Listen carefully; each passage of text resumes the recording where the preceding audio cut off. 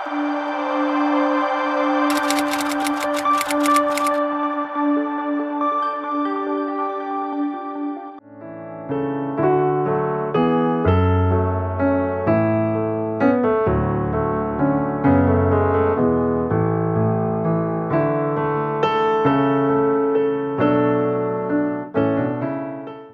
बात यहां पे आती है, तो किसको हम बपतिस्मा दे सकते हैं?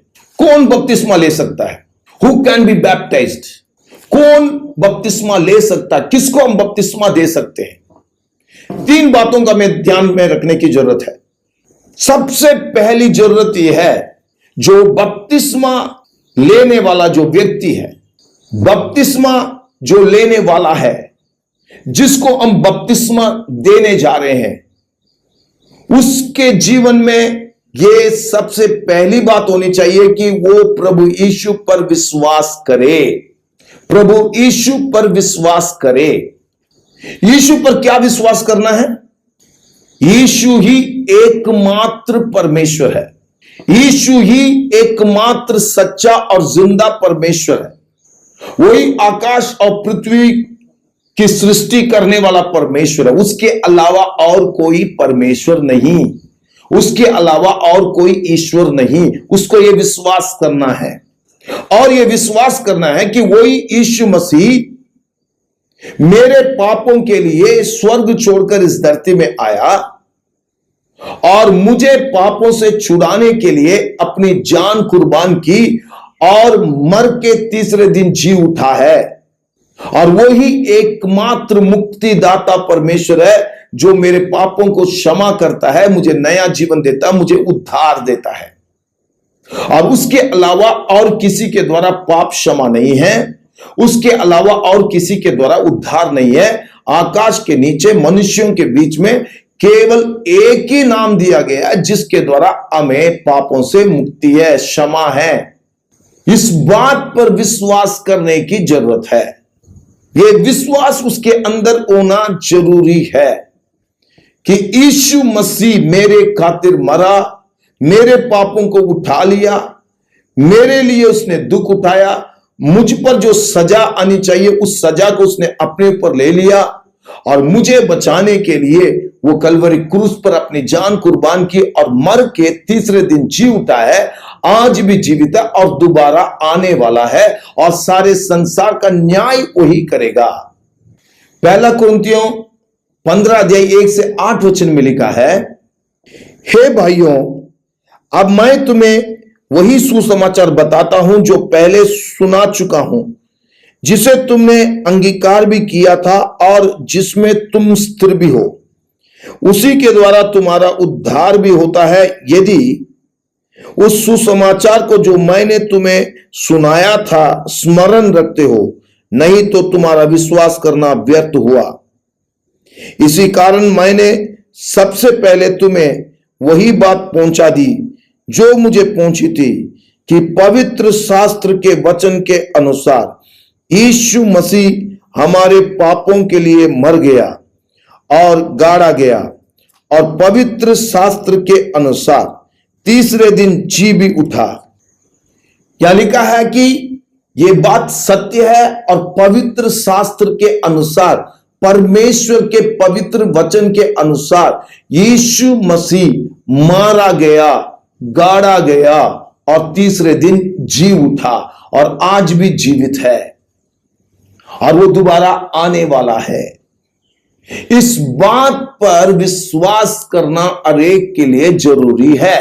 अगर बपतिस्मा लेना है तो उस व्यक्ति को यह विश्वास करना, यीशु ही प्रभु है, वही मुक्तिदाता है, वही मेरे पापों के लिए मरा और मर के जी उठा और आज भी जीवित है, वही पाप क्षमा करता है, वो दोबारा आने वाला है, वही संसार का न्याय करेगा।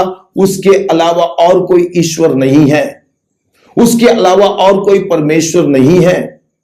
जब फिलिपुस उस इथियोपिया के खोजे को प्रभु का सुसमाचार सुना रहा था, और वो रथ में जा रहे थे, जाते जाते रास्ते में वो खोजे ने पानी को देखा और फिलिपुस से कहने लगा, यहां पे तो बहुत पानी है, बपतिस्मा लेने के लिए क्या रुकावट है? तब फिलिपुस ने उस खोजे से कहा, अगर तुम विश्वास करते हो कि यीशु ही परमेश्वर है तो तुम बपतिस्मा ले सकते हो। तब वो खोजा कहता है कि मैं विश्वास करता हूं कि यीशु परमेश्वर का पुत्र है, और उसके बाद उसको बपतिस्मा दी गई। तो फिलिप्स का विश्वास करते हो तो हमें वो व्यक्ति विश्वास करे। ये नहीं कि यीशु भी है बाकी भी है, ये भी है वो भी है, नहीं, केवल यीशु मसीह। बहुत सारे लोग आज बपतिस्मा लेने के बाद भी दोनों पासे चल रहे हैं, कहते ये भी ठीक है वो भी ठीक है। बहुत बड़ी गलती कर रहे हैं। और जिन्होंने भी उनको बपतिस्मा दिया बहुत बड़ी गलती की उन्होंने उनको समझाया नहीं।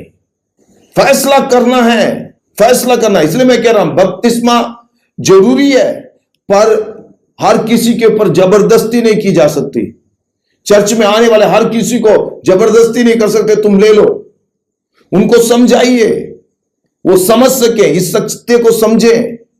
कई बार कुछ लोगों को समझने में देर लगती है, कुछ लोग जल्दी से नहीं समझ पाते हैं, क्योंकि वो अलग परिस्थिति से आ रहे हैं। अभी तक वो अलग चीजों को मानते हुए आ रहे हैं। उनको एकदम इस चीज को मानने में, विश्वास करने में देर लगता है। उन लोग चंगाई के लिए आए हैं, छुटकारा पाने के लिए आए हैं। थोड़ा उनको समय दीजिए, उनको समझने दीजिए। अगर वो समझते नहीं है तो वो बपतिस्मा लेने के लायक नहीं है। अगर अभी भी उनको दूसरी चीजों के प्रति अभी भी श्रद्धा है तो अभी बपतिस्मा लेने के लिए तैयार नहीं है, उनको तैयार होने दीजिए। नहीं तो आधा अधूरा रहेगा, उससे कोई फायदा नहीं रहेगा। एक चीज अच्छे से याद करें, कलीसिया में ज्यादातर लोग किसके लिए आते हैं? चंगाई के लिए आते हैं, छुटकारे के लिए आते हैं, कुछ शांति पाने के लिए आते हैं, कुछ समस्याओं से छुटकारा पाने के लिए आते हैं। और उनको बीमारी से चंगाई मिल गई, दुष्ट आत्मा से छुटकारा मिल गया, तुरंत कहते थे देखो तुम चंगाई पा लिया, अब बपतिस्मा ले लो। गलत बात है ये। कई बार कुछ लोगों को यह भी बताया जाता है तुम बीमार हो, बपतिस्मा ले लो, ठीक हो जाओगे। बीमारी से चंगाई पाने के लिए बपतिस्मा नहीं है, यह बात अच्छे से समझिए। दुनियादारी आशीषों को पाने के लिए बपतिस्मा नहीं है। बपतिस्मा को अच्छी तरह से समझने की जरूरत है। बपतिस्मा इस आधार पर नहीं है, बपतिस्मा इस आधार पर कभी नहीं होना चाहिए कि मैं बीमारी से चंगाई पा लिया है। कई बार कई लोगों से पूछते हैं आपने क्यों बपतिस्मा लिया, तो कहते हैं प्रभु ने मुझे चंगा किया। मेरे जीवन में बहुत मुश्किलें थी, परेशानियां थी, आर्थिक तंगी में थे, बीमार थे, प्रभु ने चंगा किया। आर्थिक तंगी से छुटकारा दिया, दुष्ट आत्मा से जकड़े हुए थे, प्रभु ने चंगा किया, इसलिए हमने बपतिस्मा लिया। गलत है ये। इन बातों के लिए बपतिस्मा नहीं है। आप आज चंगे हो गए हैं इस बीमारी से, कल और दूसरी बीमारी आ सकती है। आज ये समस्या आपकी ठीक हो गई, कल दूसरी समस्या आ सकती है। आज ये मुश्किल था, इस मुश्किल से बच गए, कल दूसरी मुश्किल आ सकती है। तो उस वक्त क्या करेंगे? आज कई लोग विश्वास से दूर हटने का कारण क्या है? उनका नींव सही नहीं है, उनका नींव मजबूत नहीं है। अगर चंगाई के आधार पर और ये शारीरिक आशीषें, भौतिक आशीषों के आधार पर बपतिस्मा लेते हैं तो उनका नींव मजबूत नहीं है, वो डगमगाते रहेंगे, वो कभी भी गिर सकते हैं। दोबारा समस्या आ गई, दोबारा बीमारी आ गई, आर्थिक तंगी आ गई, तो बोलेंगे अभी कहां है प्रभु? वो विश्वास से दूर चले जाएंगे, क्योंकि उन्होंने सत्य को नहीं जाना, सच्चाई को नहीं जाना। प्रभु ने कहा, प्रभु यीशु ने कहा, सत्य को जानोगे, सच्चाई को जानोगे, सच्चाई तुम्हें स्वतंत्र करेगा। आज प्रभु के लोगों के ऊपर एक बहुत बड़ी जिम्मेदारी है कि वो सही तरीके से लोगों को सिखाएं। लोगों का आधा अधूरा नहीं, उनको सही तरीके से सिखाएं, सही ज्ञान उनको होना चाहिए। और जो लोग सुन रहे हैं, जो लोग बपतिस्मा लेने के लिए हैं, ध्यान दीजिएगा, चंगाई पाने के आधार पर, छुटकारा पाने के आधार पर, दुनियादारी आशीष के आधार पर आपको बपतिस्मा नहीं लेना है। आपको उस मुकाम में पहुंचना है जहां पे आप कहते हैं कि अब मैं जान चुका हूं यीशु मसीह ही एकमात्र परमेश्वर है, उसके अलावा और कोई परमेश्वर नहीं। वही एकमात्र मुक्तिदाता है जिसने मेरे लिए इंसान का रूप लेके इस धरती में आया, देह धारण होके आया, दुख उठाया और मेरे लिए सलीब पर अपनी जान कुर्बान की। उसने मेरे लिए लहू बहाया, मेरे लिए मर के जी उठा है, आज भी जीवित है, वो दोबारा आने वाला है, वही दुनिया का न्याय भी करेगा। इस बात पर जो विश्वास करता पूरी तरह से और बाकी चीज को त्यागता है, बोलता नहीं अब मैं उन चीजों पर नहीं, अब मेरा पूरा विश्वास प्रभु यीशु के ऊपर है, मैं इस सत्य को जान चुका हूं, वही बपतिस्मा ले सकता है।